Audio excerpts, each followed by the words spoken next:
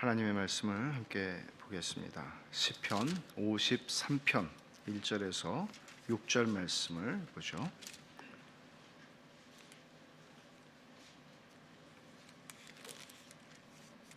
시편 53편 1절부터 6절입니다. 교독하시겠습니다. 어리석은 자는 그의 마음에 이르기를 하나님이 없다 하도다. 그들은 부패하며 가증한 악을 행하며 선을 행하는 자가 없도다. 하나님의 하늘에서 인생을 굽어 살피사 지각이 있는 자와 하나님을 찾는 자가 있는가 보려 하신즉 각기 물러가 함께 더러운 자가 되고 선을 행하는 자 없으니 한 사람도 없도다. 죄악을 행하는 자들은 무지하냐? 그들이 떠먹듯이 내 백성을 먹으면서 하나님을 부르지 아니하는도다. 그들이 두려움이 없는 곳에서 크게 두려워하였으니 너를 대항하여 진친 그들의 뼈를 하나님이 흩으심이라. 하나님이 그들을 버리셨으므로 네가 그들에게 수치를 당하게 하였도다. 시온에서 이스라엘을 구원하여 줄 자 누구인가? 하나님이 자기 백성의 포로된 것을 돌이키실 때에 야곱이 즐거워하며 이스라엘이 기뻐하리로다. 아멘. 시편 53편은 시편 14편하고 거의 같습니다. 여러분들이 시편 14편하고 이 시편을 비교해 보시면 같은 뭐가 다르지? 라고 생각할 만큼 거의 같습니다. 그래서 이 시편 53편과 시편 14편은 쌍둥이 시편이라고 얘기를 하는데 몇 군데가 달라요. 그래서 일란성 쌍둥이가 아니고 이란성 쌍둥이다 그렇게 불러요. 뭐가 차이가 나나 하면 그 전에 제가 말씀을 드린 대로 그 시편 5권으로 되어 있죠, 묶음이. 근데 지금 우리가 두 번째 권 2권을 하고 있는데 42편부터 시작해서 72편까지예요. 근데 이제 이 부분은 하나님의 이름, 하나님의 성호를 쓸 때 1권에서는 주로 여호와라는 성호를 쓰고 있는데 2권에서는 여호와라는 성호보다는 엘로힘이라는 성호를 더 많이 쓰고 있어요. 그래서 우리말로는 앞에서는 여호와라고 번역이 되어 있고 뒤에서는 하나님이라고 번역이 된 게 더 많습니다. 100% 다 그렇게 쓰였다는 것이 아니라 더 많아요. 그리고 시편 2권이 72편에서 끝나는데 사실은 83편까지, 그러니까 42편에서 83편까지가 그래서 엘로힘 시편이라고 불리기도 해요. 그러니까 이제 하나님의 이름이 14편에서는 다 여호와로 7번 나왔는데 여기서는 앞에서는 여호와가 아니고 여호와가 4번 나오고 엘로힘이 3번 나왔는데 뒤에서는 전부 다 엘로힘이에요. 오늘 우리 보는 시편 53편. 그래서 여호와라고 하는 말이 안 나오고 하나님이 없다. 또 하나님이 하늘에서 인생을 굽어 살피사 이렇게 이야기를 하고 있다는 것이죠. 하나님의 성호의 차이 외에도 1절부터 4절까지는 두 시편이 똑같고요. 마지막 구절도 똑같아요. 근데 14편은 7절로 되어 있는데 5절, 6절하고 14편에 이 53편의 5절이 달라요. 그래서 그 부분을 조금 이따 우리 살펴보기는 할 텐데 시편 14편 5절, 6절을 한번 보면 그러나 거기서 그들은 두려워하고 두려워하였으니 하나님이 의인의 세대에 계심이로다. 너희가 가난한 자의 계획을 부끄럽게 하나 오직 여호와는 그의 피난처가 되시도다.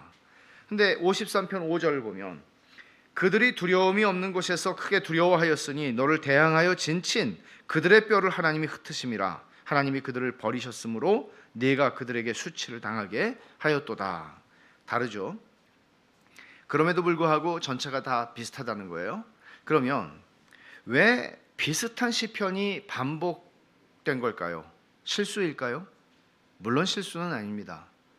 그렇다면 비슷한 시편이 두 개가 있는데 그 차이점들은 도대체 무슨 의미가 있는 것일까요? 지금 제가 말씀드린 14편과 53편의 그 좀 커 보이지 않는 그런 차이는 무엇을 의미하는 것일까요? 어떤 학자들은 시편 14편이 먼저 쓰여졌는데 역사의 시대의 상황에 맞추어서 조금 편집해서 53편에 이런 게 있잖아요. 노래 가사가 있었는데 이게 시편이 이스라엘 사람들이 부르던 노래란 말이에요.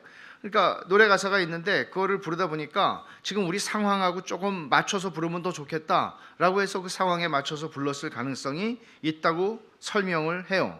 그러나 이거를 확정적으로 말할 수는 없겠죠. 우리가 그렇게 생각할 수는 있는데, 그러나 분명한 것 하나는 뭔가 하면 시편이 이렇게 반복되는 것은 히브리 사람들이 고대에 그 어떤 중요한 내용을 강조하는 방식이 반복이었어요. 그러니까 한 문장 안에서도 반복이 되는 경우들이 있죠. 똑같은 단어들이 거룩하다, 거룩하다, 거룩하다 반복이에요. 강조하는 거거든요. 근데 이런 방식으로도 강조가 가능하다는 거예요. 그러니까 그렇다면 시편 53편과 시편 14편이 주고 있는 내용은 거의 비슷할 텐데 그 내용이 주는 교훈이 왜 중요하길래, 무엇이길래 그것은 반복될 필요가 있었는가 하는 질문을 우리는 던질 수 있을 것입니다. 말하자면 시편 14편 시편 강해를 하다가 이거는 시편 14편에서 한 건데 그냥 지나가야 되겠다. 54편으로 그렇게 섣불리 우리가 선택할 수 있는 것은 아니라는 말이죠. 그래서 14편을 제가 설교를 했지만 그 설교를 오늘 똑같이 또 하는 게 아니라 시편 53편의 내용을 다시 한번 묵상하고 이 말씀을 통해서 차이를 드러내고 이 말씀의 의미를 우리가 하나님으로부터 하나님이 이 말씀을 통해 우리에게 주시고 싶어하는 메시지를 들을 필요가 있는 것입니다. 아까 제가 그랬죠. 약간 내용을 고쳐서 그 시대에 맞춰서 불렀을 것이다. 그렇다면 그 시대는 언제일까라고 하면 우리가 최근에 지금 역대하를 쭉 읽고 있잖아요. 열왕기도 지나가고 역대하를 읽고 있는데 여호사밧 때 아니면 히스기야 때일 것이라고 봅니다. 왜냐하면 이 두 시기에 둘 다 경건한 왕이었습니다. 그런데 경건한 왕이었지만 정말 힘든 치욕적인 그 적군들로부터 그런 일들을 겪은 두 왕이었습니다. 여호사밧은 역대하 20장에 암몬 모압 연합군이 쳐들어오는 상황 가운데서 온 백성을 금식을 선포하죠. 또 히스기야는 아수르 군대가 와서 랍사게라고 하는 그 적장이 히브리 말로 그 온 백성이 들을 수 있도록 하나님을 모욕하고 이런 상황 가운데 힘이 없으니 아무것도 할 수가 없죠. 이제 그런 상황 가운데에서 하나님이 주시는 이 메시지를 그들은 받고 이 말씀을 노래로 불렀을 것이다 라고 생각할 수는 있을 것입니다. 이제 본문으로 들어가기 전에 여기 표제를 보면 인도자를 다윗의 마스길, 인도자를 따라 마할랏에 맞춘 노래 그랬어요. 마할랏이라고 하는 거는 사실 이 정확한 의미를 몰라요. 근데 일반적으로 학자들이 이게 그 마할랏에 맞췄다는 것은 마할랏이라고 하는 어떤 고대의 악기에 맞춰서 이 노래를 부를 수 있도록 만든 것일 것이다. 근데 그럼 마할랏이 뭐냐? 어떤 학자들은 하프라고도 얘기하고 어떤 사람들은 플룻이라고도 얘기하는데, 근데 이 말 뜻은 괴로움, 질병 그런 뜻이거든요. 그러니까 조금 어떤 슬픈 그런 좀 비장한 그런 분위기들을 가지고 있는 노래였을 것이다 정도로 이해를 할 수 있을 것입니다. 본문으로 들어가 보면 이제 유사한 시편이 이제 반복되는 거, 이거는 교훈의 중요성을 강조하는 의도였다고 제가 말씀을 드렸죠. 그러면 그 교훈이 무엇인지를 먼저 얼른 생각할 필요가 있는데, 여러분 이 시편을 읽으면서 어떤 느낌이 드셨습니까? 신자들이 살아가는 불신 세상의 영적인 상태를 보여주는 것입니다. 하나님이 없다 하는도다. 그 마음에 하나님이 없다 하는도다. 우리는 그런 사람들 틈바구니 속에 살아갑니다. 그렇지 않습니까? 여러분 교회를 벗어나면 우리는 다 그런 사람들 속에 살아가지 않습니까? 우리가 살아가는 삶의 환경이나 거의 대부분이 그러합니다. 우리나라도 지금 기독교인들이 많이 30%까지 갔다고 하지만은 또 우리가 살고 있는 이 지역에서는 조금 그 정도가 된다고 하지만 실제로 우리는 안 믿는 사람들을 훨씬 더 우리 주변에서 많이 보면서 살아갑니다. 안 믿는 것이 아니라 사실은 안 믿는다는 것은 그냥 영적인 상태를 표현하는 것이지만 그것이 어떤 상태인지를 이 본문은 우리에게 너무나 잘 보여준다는 것이죠. 어리석은 사람들의 세상입니다. 어리석은 자는 이라고 시작하잖아요. 그리고 무신론적이죠. 하나님이 없다. 그리고 악인 이 사람들이 하는 일은 결국 그들은 부패하여 가증한 악을 행하고 선을 행하는 자가 없는데 하나도 없다, 이렇게 얘기해요. 그러니까 이런 세상 속에서 우리가 하나님의 뜻을 따라서 선을 행하고 살아가고 하나님의 말씀에 순종하고 살아가고 이렇게 살아가는 것은 보통 일이 아닌 것이죠. 게다가 4절을 보면 뭐라고 얘기하나 하면, 죄악을 행하는 자들은 무지하냐? 그들이 떡 먹듯이 내 백성을 먹으며 하나님을 부르지 아니하는도다. 떡 먹듯이 내 백성을 먹는다 그래요. 그러니까 하나님의 백성들은 언제나 먹히는 현실이에요. 그러니까 바보인 것이죠. 사실은 여기 이 어리석은 자라는 말 바보라는 말이거든요. 근데 진짜 바보가 누구냐? 그런 얘기를 하고 있는 거예요. 예수 믿는 사람 바본가? 근데 진짜 바보가 누구냐? 진짜 어리석은 자가 누구냐? 그러면서 우리가 믿음을 지키고 살아가는 이 세상 환경이라는 게 이게 얼마나 만만치 않은 곳인가를 본문은 설명하는 거예요. 그러니까 무슨 얘기예요? 우리가 믿음을 가지고 세상을 살아가려고 할 때, 야, 참 이게 쉽지 않구나, 이런 걸 늘 느낀단 말이에요. 근데 그걸 느끼는 것이 하나님께서, 그래 맞다, 너희가 세상을 믿음으로 살아간다는 게 얼마나 쉽지 않다는 것을 내가 안다. 왜냐하면 세상이 이렇거든, 이라고 주님이 말씀하시는 것이죠. 그러니까 하나님의 백성들은 이런 세상 속에서, 어제도 그렇고 오늘도 그렇고 내일도 그런데, 이런 세상 속에서 하나님께 소망을 두는 법을 배우는 것이죠. 하나님께 소망을 두고 사는 것을 배우는 것입니다. 이제 그 확신이 우리에게 얼마나 강해야 이걸 견디고 살아갈 수 있겠습니까? 우리는 때로는 이제 우리를 힘들게 하는 사람들이 있잖아요. 가끔 가다가 인생에서 그런 사람들 만나죠. 우리를 힘들게 하고 좀 자꾸 우리의 믿음을 조롱하거나 우리를 자꾸 힘들게 하는 이제 그런 사람들을 만날 때가 있습니다. 가장 가까이 있는 사람일 수도 있고요, 혹은 직장에 있는 사람일 수도 있고 등등 우리는 만납니다. 그러면 성경은 얘기하는 거죠. 네 생각에는 저 사람만 어떻게 되면 될 거라고 생각하지만 사실은 저 사람만의 문제가 아니고 온 세상이 그러하다. 그 사람만 그런 게 아니고 온 세상이 그러하다. 그러니까 우리로 하여금 괜한 기대나 괜한 그 근거 없는 그런 기대나 소망을 품지 않게 하는 것이죠. 세상이 다 그래. 지금 너를 힘들게 하는 사람 저 사람이지만 다 똑같아. 세상은 그런 이야기를 하는 것입니다. 그러니까 이건 계속 그렇게 성경은 얘기하면서 우리를 비관적으로, 우리를 절망적으로 만드는 게 아니라 사실은 하나님께 소망을 두게 하는 거예요. 사람이 아니라. 바울 사도가 로마서 3장 10절에서 이 말씀 인용했어요. 기록된 바 의인은 없나니 하나도 없으며 깨닫는 자도 없고 하나님을 찾는 자도 없고 다 치우쳐 함께 무익하게 되고 선을 행하는 자는 없나니 하나도 없도다. 2절과 3절 그대로죠. 1절과 2절 하나도 없어요. 하나도 없어요. 3절까지. 그러니까 이 바울 사도가 세상 구원을 필요로 하는 세상, 그 중에 누구도 자기의 능력으로 선을 행하거나 자기의 능력으로 하나님의 기준을 만족시켜서 스스로를 구원할 수 있거나 스스로를 구원하기 위해서 조금이라도 기여할 수 있는 사람이 없다는 것을 말하기 위해서 이 본문을 가져와서 쓰고 있는 거예요. 하나도 없다. 하나님께서 2절 하반절에 보면 하늘에서 인생을 굽어 살피시면서 지각이 있는 자가 있나? 지혜로운 자가 있나? 그런 거예요. 지혜로운 자. 지각이 있는 자가 있나? 하나님을 찾는 자가 있나? 없어요. 없다는 거예요. 한 사람도 없도다. 선을 행하는 자 한 사람도 없도다.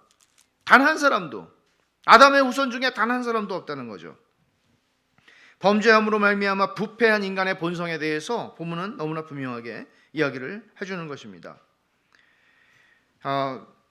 보세요. 시편 51편에서 우리가 봤는데 다윗은 하나님이 자기를 회복시켜 주시면 자기는 이렇게 하겠습니다 라고 말했어요. 그게 뭔가 하면 51편 13절에 그리하면 내가 범죄자에게 주의 도를 가르치리니 죄인들이 주께 돌아오리이다 그랬어요. 그러니까 많은 시편 학자들은 이렇게 얘기해요. 13절에 말한 대로 다윗은 자기가 회복된 후에 첫 번째로는 52편에서 포악한 자여 너 위대한 영웅이여, 좀 풍자적인 얘기죠. 그 자기가 거만하게 그냥 자기밖에 없는 것처럼 떠드는 그런 사람들을 가르치는 거예요. 또 하나는 53편에서 어리석은 자, 하나님 없다고 말하는 사람들, 마음속으로 그 사람들을 가르치는 거예요. 범죄자들을 내가 가르치겠습니다. 그런 맥락에 지금 52편도 53편도 있는 것입니다. 근데 1절에서 보면 어리석은 자는 그의 마음에 이르기를 하나님이 없다 하도다 그랬는데, 이게 어리석은 자라는 히브리 말은 뭔가 하면은 이거는 알면 좋은 말이에요. 뭘까요? 나발이에요. 사무엘상의 나발 아시죠? 그러니까 이 말을 히브리 말로 읽으면 앞에만 나발은 마음속에 이르기를 하나님이 없다 하도다, 이런 말이에요. 사무엘상 25장에서 우리는 나발이라는 사람을 보는데, 다윗이 사울에게 쫓기던 시절이에요. 다윗은 쫓기면서도 자기가 기름 부음을 받은 이스라엘의 왕이라는 생각을 늘 했던 것 같아요. 그렇기 때문에 자기가 비록 한 600명을 거느리고 있고, 이게 얼마나 입이 많아요. 600개인데 그거 먹여야 되잖아요. 책임이 있잖아요. 그런데 적어도 이스라엘 백성들에게 폐를 끼치거나 그들의 재산을 축내거나 하는 방식으로 하지 않았던 건 분명해요. 보호를 해줬죠, 도리어. 그러다가 이제 양털 깎는 날은 목축을 하는 사람들한테는 이거는 추수날이죠, 잔칫날이죠.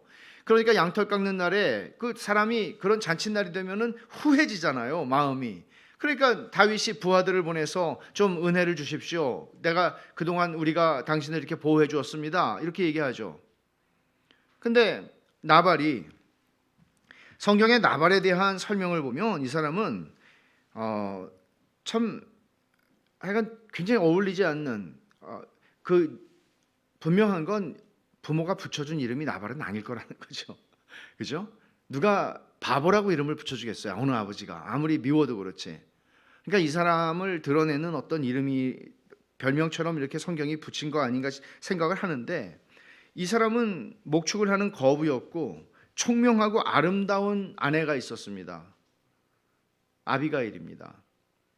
근데 이 사람에 대한 성경의 설명은 지난번에 우리 정 교수님 와서 그 구약의 사람에 대한 설명하는 거 그걸 나중에 한번 더 해야 되겠어요. 그 지난번에 우리 좀 많이 조른 것 같은데 그게 되게 재밌는 부분이거든요, 그게. 근데 여기서 성경이 이렇게 얘기해요. 이 사람은 완고하고 행실이 악한 자였다. 뿐만 아니에요. 그 와이프가 이 사람 아비가일이 하는 얘기를 들어봐도 그 사람 나발이잖아요, 이렇게 얘기하거든요. 그리고 부하들도 또 그렇게 얘기해요. 이 집의 종들도 우리 집 사람은, 우리 주인님은 불량해서 말이 안 통하는 사람인 거 아시죠? 이런 사람이에요. 나발이에요, 진짜. 나발, 바보, 어리석은 자예요. 그 다윗의 부하들을 모욕을 줘가지고 빈손으로 돌려보내죠. 다윗이 피가 거꾸로 솟았어요. 그래가지고 내가 오늘 이 사람을 죽이지 않으면은 막 이런 소리를 하면서, 함부로 말을 하면서 이제 칼을 들고 400명을 데리고 지금 이 나발을 치러 오고 있습니다. 그 소식을 듣고 아비가일이 얼른 먹을 거를 잔뜩 챙겨가지고 종들에게 먼저 보내서 좀 다윗을 진정시키고 자기도 얼른 따라가서 다윗을 만납니다. 그리고 다윗에게 한 말들이 있는데, 그 말들은 정말 아비가일이 얼마나 지혜로운 여인이고 그의 말 속에서 그의 말을 통해서 흥분한 다윗을 달랠 뿐만 아니라 다윗으로 하여금 하나님이 자기에게 주신 약속을 붙잡게 만들죠. 그래서 사무엘상 25장 25절에 보면 이렇게 말해요. 원하옵나니, 아비가일이 다윗한테는 말이에요. 내 주는 이 불량한 사람 나발을 개의치 마옵소서. 그의 이름이 그에게 적당하니 그의 이름이 나발이라. 그는 미련한 자니이다. 여종은 내 주께서 보내신 소년들을 보지 못하였나이다. 내 남편 나발이잖아요, 이렇게 얘기를 하는 거죠. 시편 53편이 말하는 어리석은 자, 이 어리석은 자는 사무엘상 25장의 나발이라는 인물을 향하고 있는 것이 분명합니다. 이 인물을 통해서 시편 53편이 설명될 수 있다는 이야기죠. 나발은 어리석은 사람입니다. 실천적 무신론자의 전형입니다. 그러니까 이 사람이 갈렙 족속이었어요. 갈렙이 누굽니까? 유다 지파 중에서 대단한 사람이에요. 그러니까 이런 좋은 이 가문에 있는 사람이에요. 그 사람이 나 하나님 안 믿는다 이렇게 말로 부정하는 사람은 아니에요, 적어도. 왜냐하면 그 사람은 유대 백성이었단 말이에요. 그러나 실제로 그는 실천적으로는 무신론자의 삶을 사는 사람이었습니다. 그리고 또 하나, 시편 53편과 관련해서 이 사무엘상 25장의 이야기를 지금 갖고 오고 있잖아요. 보면 굉장히 흥미로운 게 하나 있는데 시편 52편에서는 누구를 다뤘어요? 포악한 자여 그러면서 에돔 사람 사울의 목자장 누구죠? 도액이라는 사람을 다뤘죠. 이 도액이라는 사람이 등장하는 장면은 사무엘상 22장이에요. 그러니까 사무엘상 25장에 나발이 나오고 그 앞에 사무엘상 22장에 도액이 나와요.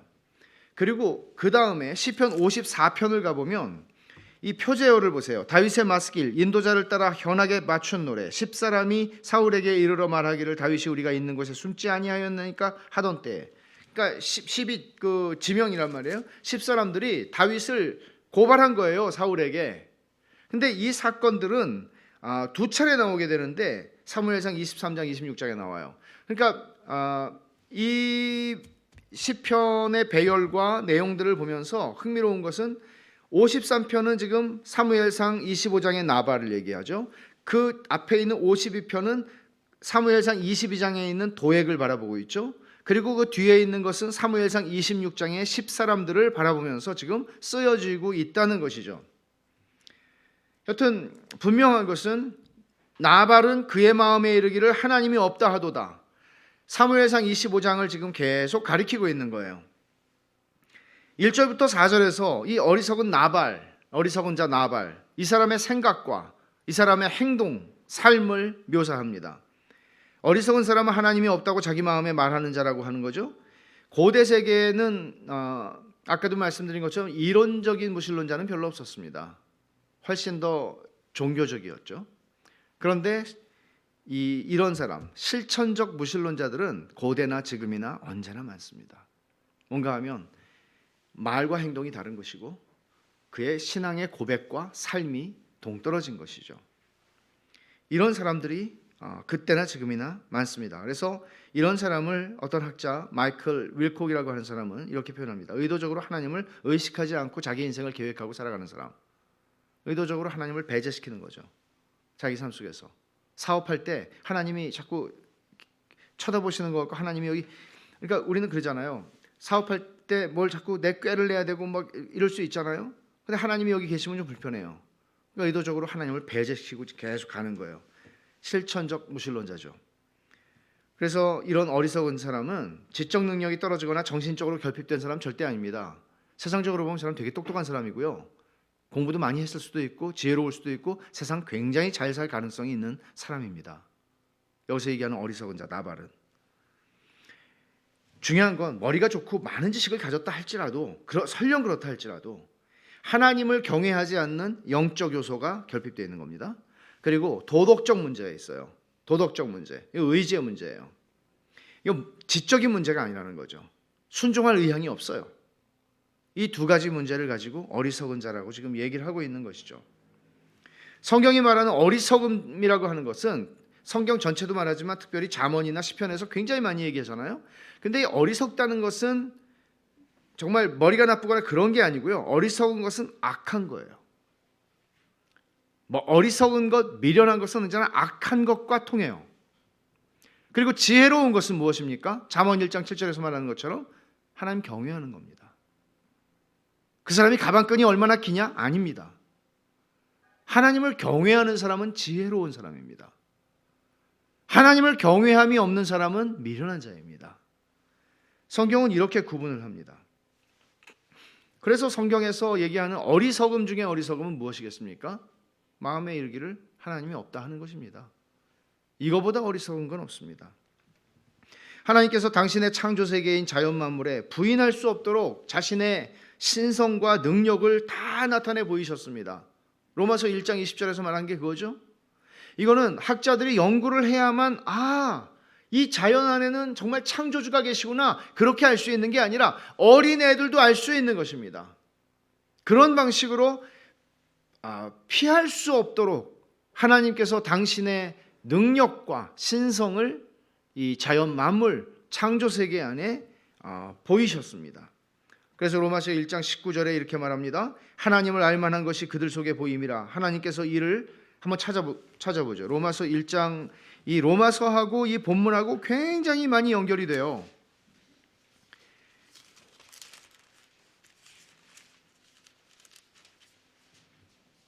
1장 19절 이는 하나님을 알만한 것이 그들 속에 보임이라. 하나님께서 이를 그들에게 보이셨느니라. 보이셨다 그래요. 뭐예요? 창세로부터 그의 보이지 아니하는 것들과의 그의 영원하신 능력과 신성, 보이지 않은 거예요. 보이지 않는 거예요. 그런데 그거를 그가 만드신 만물에 분명히 보여 알려졌나니, 알리셨어요. 이 자연 계시예요. 그러므로 그들이 핑계하지 못할지니라. 나는 하나님이 계신 줄을 몰랐다고 핑계댈 수 있는 사람이 한 사람도 없도록 하나님이 자연 만물 속에 당신의 신성과 능력을 드러내 보여주셨다고 얘기를 해요. 이것 때문에 그들 위에는 하나님의 진노가 퍼부어질 태세가 되어 있다는 것이죠. 1장 18절을 보세요. 하나님의 진노가 불의로 진리를 막는 사람들의 모든 경건하지 않음과 불의에 대하여 하늘로부터 나타나나니, 하나님의 진노가 지금 누구에게 나타난다는 거예요? 불의로, 자기의 불의함. 이게 바로 어리석은 자의 삶에서 나오는 열매들이에요. 불의함으로 뭘 막아요? 진리를 막아요. 하나님이 보이는데도 그걸 막아요. 거부해요. 부인해요. 하나님 없어! 라고 말한다는 거예요. 그런 사람들을 향하여, 그런 사람들의 무엇? 두 가지예요. 경건하지 않은 불경건, 그리고 두 번째 불의. 불경건의 열매예요. 불의는 하나님과의 관계를 얘기하는 거예요. 불경건은. 불의한 것은 사람들과의 관계 속에서예요. 그 불의한 것이 부도덕함을 낳고 부정함을 낳고 불경건함이 낳게 되는 거죠. 그래서 1절에 보면 오늘 본문에 어리석은 자는 그 마음에 이르기를 하나님이 없다 하도다 하고, 하반절에 그들은 부패하여 가증한 악을 행하며 선을 행하는 자가 없도다 라고 말합니다. 불경건으로부터 하나님이 없다고 말하는 하나님 경외함의 결핍으로부터 부패함, 가증한 악을 행함, 선을 행하지 않음이 나온다는 얘기를 하는 거예요. 그러니까 이런 상황에서 하나님께서는 2절에 보면 하늘에서 인생을 굽어 살피사 지각이 있는 자와 하나님 찾는 자가 있는가 보려 하신즉, 그들은 없다고 말하지만, 그들은 부인하지만 하나님은 지금 살아계셔서 지금 온 세상을 굽어 살피시면서 지각이 있는 자, 지혜로운 자가 있나, 하나님을 경외하는 자가 있나, 그리고 하나님을 찾는 자가 있나 보려 하신다는 거죠. 그런데 찾질 못해요. 없어요. 왜? 3절에 각기 물러가 함께 더러운 자가 되고 선을 행하는 자 없으니 한 사람도 없도다. 그러니까 각각 모두가 다 뒤로 물러가서, 그러니까 그 자리에 정작 있어야 할 자리에 있지 않고 다 자기 자리를 떠나버린 거예요. 떠나가지고 더러운 자가 된, 함께 더러운 자가 된 거예요. 그리고 선을 행하는 자 없으니 한 사람도 없도다. 선을 행하지 않는 것이 아니고 행할 능력이 없는 것이죠. 그러니까 로마서 3장에서 얘기하는 것 똑같아요. 온 세상이 하나님의 정죄 아래에 있다고 얘기하죠. 기록된 바 의인은 없나니 하나도 없으며 깨닫는 자도 없고 하나님을 찾는 자도 없고 다 치우쳐 함께 무익하게 되고 선을 행하는 자 없나니 하나도 없도다. 바울 사도는 이 말씀을 그대로 인용합니다. 이게 타락한 범죄한 아담의 후손들의 영적 부패함을 그대로 보여주는 말씀이죠. 어리석은 사람 나발은 이 말에 동의할 수 없습니다. 왜 없어? 내가 있잖아 이라고 말한다는 것이죠. 어리석은 사람은 근본적으로 어리석은 사람의 사상과 세계관은 인본주의죠. 그러니까 인간은 할 수 있고, 인간은 선하고, 인간은 무한한 잠재력을 가지고 있고, 인간은 이룰 수 있는 게 많다는 거예요. 인간은 스스로를 구원할 수 있다고 믿어요. 우리는 기본적으로 기독교는 인본주의를 받아들이지 않지만 예수님을 믿는다고 하면서도 인간이 부분적으로 부패했고 병이 든 상태이기 때문에 복음을 믿고 구원을 받을 능력이 그 안에 완전히 없을 만큼 절망적인 상태는 아니라고 믿는 사람들도 있죠. 이것이 사실 알미니안입니다. 그러나 성경이 말하는 것은 무엇입니까? 성경이 말하는 것은 우리가 병든 상태가 아니라 영적으로 죽었다는 거죠. 죽었다는 거죠. 그게 로마서에서 바울 사도가 이 본문을 사용해서 하는 말입니다.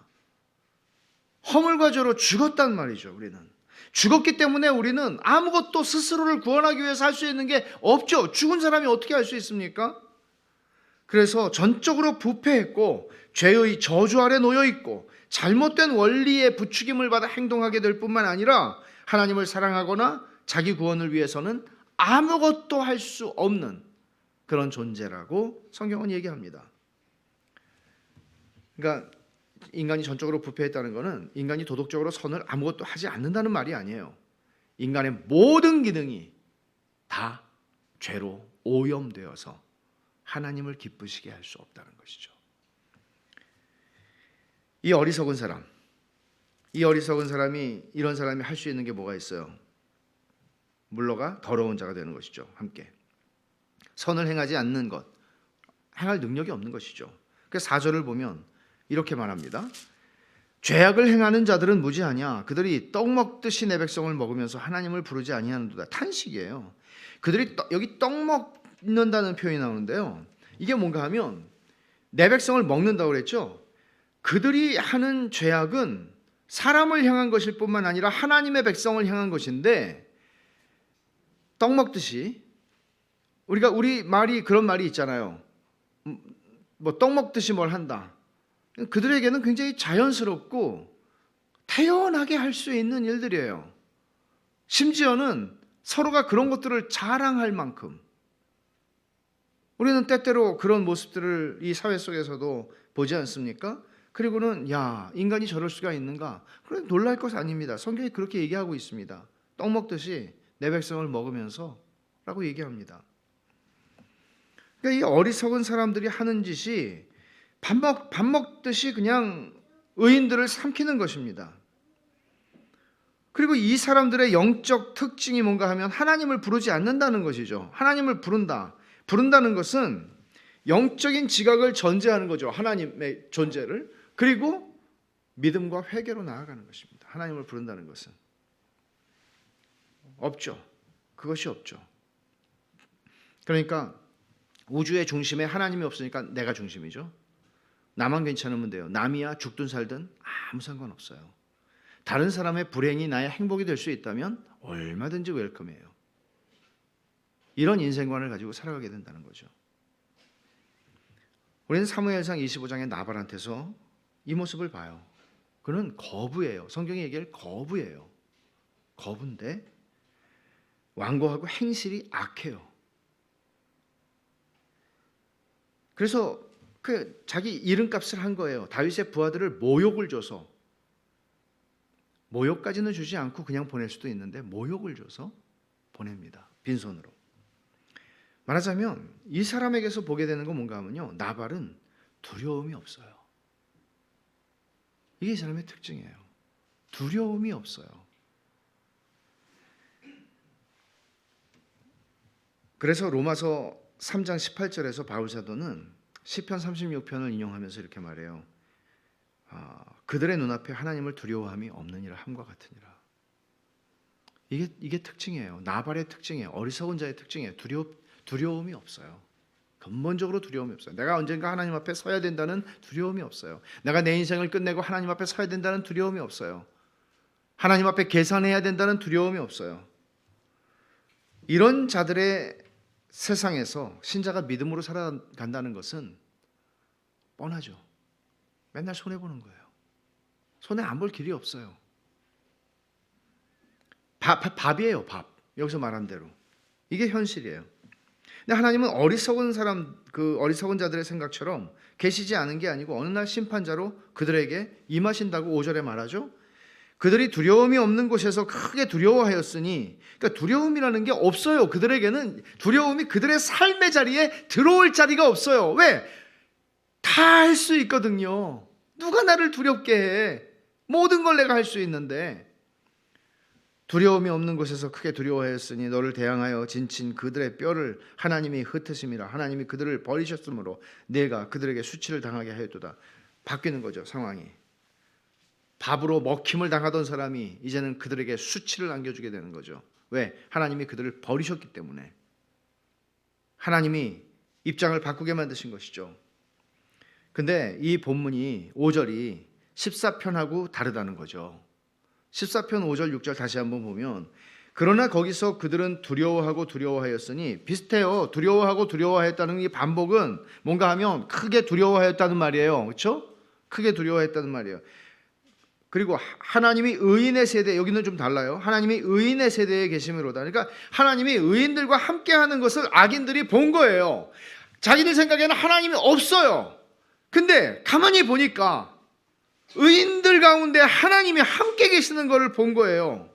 그리고 너희가 가난한 자의 계획을 부끄럽게 하나 여호와는 그의 피난처가 되시도다. 여기서는 그 어리석은 자들이 가난한 자, 여기서 가난한 자 의인이라고 표현돼요. 하나님의 백성이 가난한 자 의인. 왜? 세상에서는 의인으로 살아가지만, 의인으로 살려고 하지만, 그러나 늘 당하고 살아가는 자들이 약자예요. 패자예요. 이런 입장에 있는 사람들. 근데 하나님이 그 가난한 사람들의 계획을 그들이 항상 깨뜨리고 부끄럽게 해요. 수치스럽게 해요. 그러나 오직 하나님은, 여호와는 그의 피난처가 되시도다. 이렇게 얘기했어요. 근데 오늘 본문에서는 뭐라고 얘기하나 하면, 그들이 두려움이 없는 곳에서 크게 두려워하였으니 너를 대항하여 진친 그들의 뼈를 하나님이 흩으심이라. 여기서는 전쟁 상황을 지금 묘사하고 있는 거예요.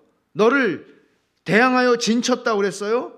그리고 그들의 뼈를 하나님이 흩으신다고 그랬는데, 이건 무슨 표현인가 하면 전쟁터에서 매장되지 못한 제일 비참한 죽음.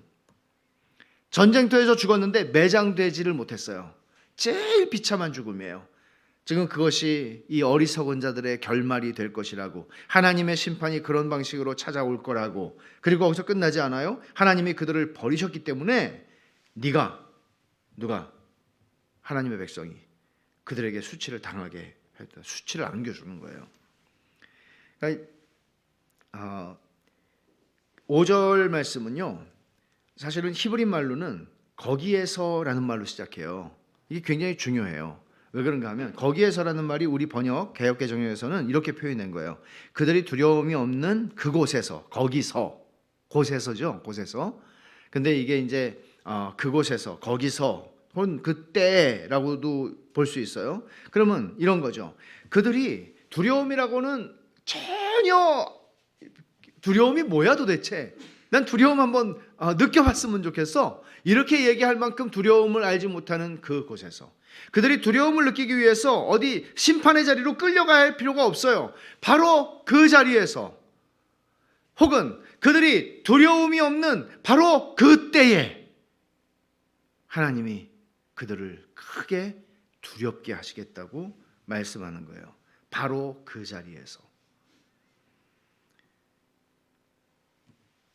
이런 두려움들은 레위기 26장 36절에 이 성경의 두려움에 대한 표현들이 때때로 나오는데요.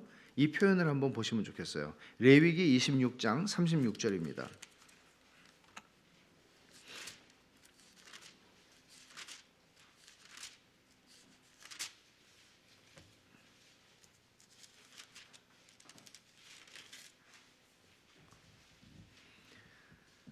같이 한번 읽어볼까요? 레위기 26장 36절 시작. 너희 남은 자에게는 그 원수들의 땅에서 내가 그들의 마음을 약하게 하리니 그들은 바람에 불린 잎사귀 소리에도 놀라 도망가기를 칼을 피하여 도망하듯 할 것이요 쫓는 자가 없어도 엎드러질 것이라. 이런 두려움이죠. 잎사귀 하나가 흔들려도 두려움에 떠는, 심판이 오는 거 아니야, 이런 두려움. 이런 두려움들을, 큰 두려움을 그들에게 주시겠다는 것입니다. 아무것도 두려워하지 않던 사람들이에요. 이 나발, 어리석은 사람들은. 그런데 이런 사람들에게 두려움과 수치를 안겨주시겠다고 말씀하시는 것이요, 하나님이 그들을 버리셨기 때문이에요. 나발의 삶은 이 시편 53편의 주석입니다. 나발을 보면 이 시편이 보여요. 설명이 돼요. 여러분, 다윗의 부하들을 모욕해서 돌려보낸 나발이 왕의 잔치 같은 잔치를, 그날 정말 큰 잔치를 벌리고 술에 취해가지고 아주 기분 좋게 잠이 들었답니다. 성경의 표현입니다. 기쁘게 잠이 들었습니다.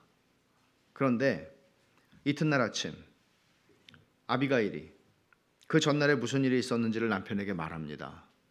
그러자 성경의 표현은 정말 두려움이 없던 나발이, 즐겁던 나발이, 걱정이 없던 나발이 낙담하여, 이 말을 듣자 낙담하여 몸이 돌과 같이 되었다고 말합니다. 이 표현이 함축하는 의미는 클 것입니다. 몸이 돌과 같이 되었습니다. 그리고 열흘 후에 하나님께서 나발을 치셨고 그는 죽었습니다. 살았다고 하지만 전능자 앞에서 아무것도 아닌 인간입니다. 내가 뭘 할 수 있다고 그러고 내가 두려움이 없다고 그러고 내가 자신만만하다고 그러는 인간들은 어리석은 자들입니다. 아무것도 아닙니다. 이것이 전능자 앞에 있는 인간이고 인생입니다. 어리석은 자는 이걸 인정하지 않습니다. 어리석은 인생의 비참한 마지막은 나발이 잘 보여줍니다. 5절이 묘사하는 것과 조금도 다르지 않습니다. 그들이 두려움이 없는 곳에서 크게 두려워하였으니, 두려움을 알지 못하던 자기의 궁전에서 그는 두려움에 몸이 돌과 같이 굳었습니다. 우리는 이제 6절을 보게 되는데, 시온에서 이스라엘을 구원하여 줄 자 누구인가? 하나님이 자기 백성의 포로된 것을 돌이키실 때에 야곱이 즐거워하며 이스라엘이 기뻐하리로다.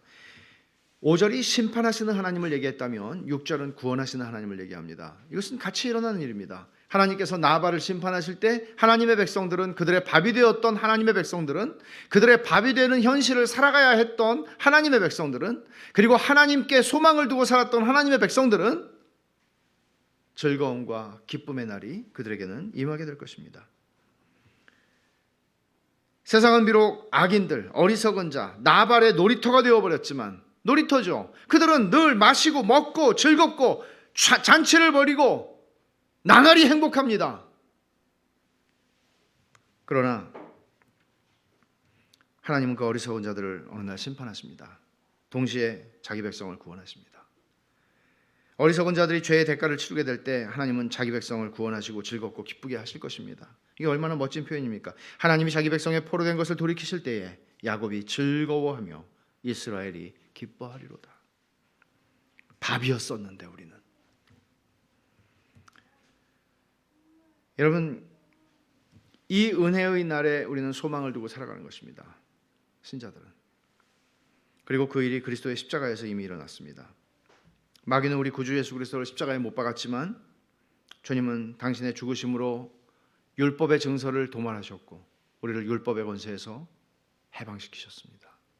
당신의 죽으심으로 우리가 죽어야 할 영원한 죽음을 죽이셨습니다. 모든 사람이 죄를 범하였음에 하나님의 영광에 이르지 못하더니 라고 바울 사도는 로마서 3장 23절에 말하고, 이게 현실인데 바로 이어서 이렇게 말합니다. 그리스도 예수 안에 있는 속량으로 말미암아 하나님의 은혜로 값없이 의롭다 하심을 얻은 자 되었다. 우리가 나발이에요. 우리가 나발이에요. 예외 없이 우리가 나발이에요. 하나님이 우리에게 찾아와 주지 않았다면 우리 인생 가운데 우리는 나발 같은 인생을 살다가 나발같이 죽어야 돼요. 그게 우리 인생이에요. 그리스도 예수 안에 있는 속량으로 말미암아 하나님의 은혜로 값없이 의롭다 하심을 얻은 자 되었다. 얼마나 큰 은혜입니까? 그리스도 예수 안에서 우리에게 주어진 은혜입니다. 어리석은 인생으로 나발 같은 인생을 살다가 죽을 비참한 인생들 가운데 하나님께서 이런 즐거움과 기쁨의 날을 우리에게 주신 것이죠. 물론 오늘도 우리는 답 없어 보이는 현실을, 때로는 삼키움을 당하는 것 같은 두려운 현실을 살아가야 합니다. 하지만 이 말씀은, 이 하나님의 말씀은 우리에게 이렇게 말합니다. 잊지 말라. 하나님은 어리석은 자를 심판하시고 두려움을 알지 못하던 자들을 두렵게 하실 것이다. 그리고 내가 너를 위하여 싸우며 내게 기쁨과 즐거움의 날을 줄 것이다.